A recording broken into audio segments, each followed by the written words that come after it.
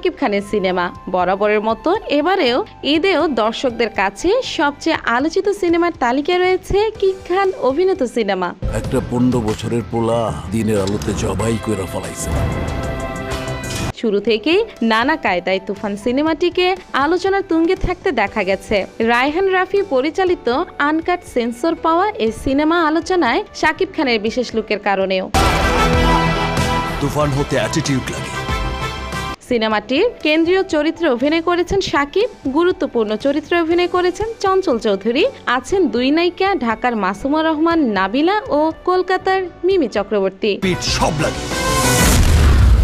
আরও আছেন ফজলুর রহমান বাবু, গাজী রাকায়েত। পুরোপুরি অ্যাকশন ধাঁচের এই সিনেমায় শাকিব খান একজন গ্যাংস্টারের চরিত্রে ধরা দিয়েছেন রূপালী পর্দায়।